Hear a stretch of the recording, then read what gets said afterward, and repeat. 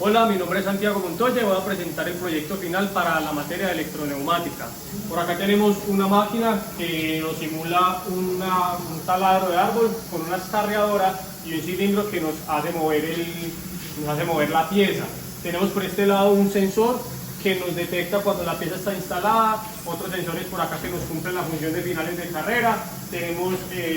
los relés que forman todo lo que es la parte de los circuitos de memoria, por acá tenemos el activador.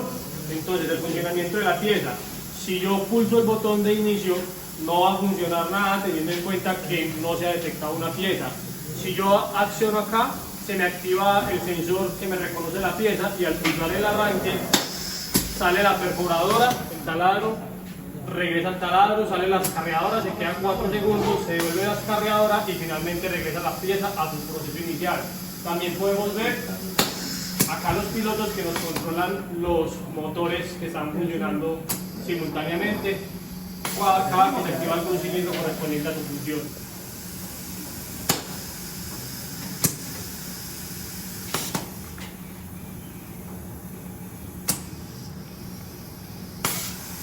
Podemos ver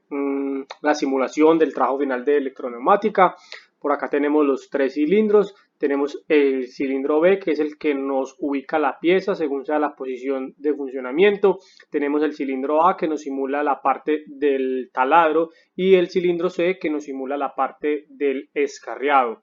Por acá tenemos un sensor, ¿sí? Tenemos un switch, un interruptor de enclavamiento, el cual nos va a simular un sensor el que nos identifica cuando la pieza está en posición de funcionamiento.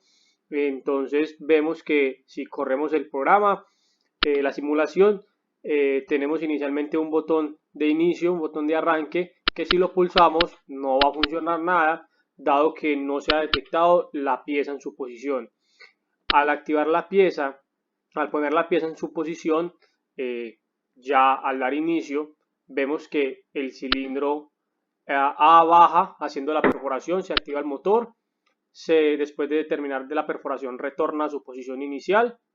inmediatamente el cilindro B pasa la pieza a la zona de descarriado, baja el cilindro C, activado el motor descarriado, espera 4 segundos en funcionamiento el motor, retorna a su posición inicial y finalmente el cilindro B vuelve a su posición de inicio devolviéndonos la pieza a donde inició el proceso. Vemos que el ciclo se repite nuevamente, ya que esto no lo permite el sistema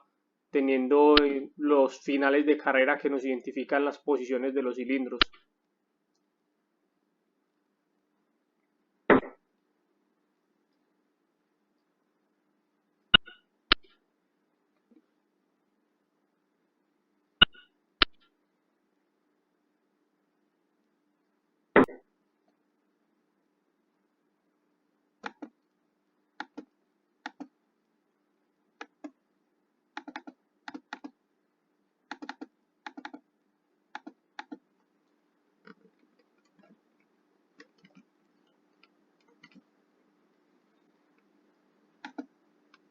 Podemos ver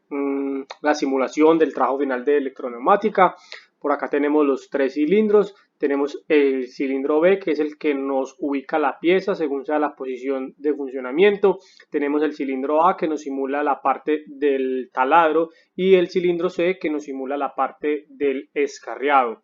Por acá tenemos un sensor, ¿sí? Tenemos un switch, un interruptor de enclavamiento, el cual nos va a simular un sensor el que nos identifica cuando la pieza está en posición de funcionamiento. Entonces vemos que si corremos el programa,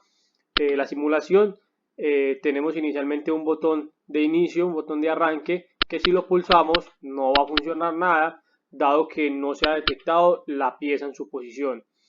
Al activar la pieza, al poner la pieza en su posición, ya al dar inicio, vemos que el cilindro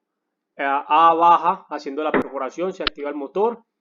después de terminar de la perforación retorna a su posición inicial, inmediatamente el cilindro B pasa la pieza a la zona de descarriado, baja el cilindro C,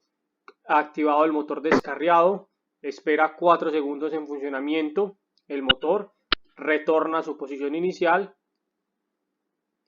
y finalmente el cilindro B vuelve a su posición de inicio, devolviéndonos la pieza a donde inició el proceso. Vemos que el ciclo se repite nuevamente, ya que esto no lo permite el sistema, teniendo los finales de carrera que nos identifican las posiciones de los cilindros.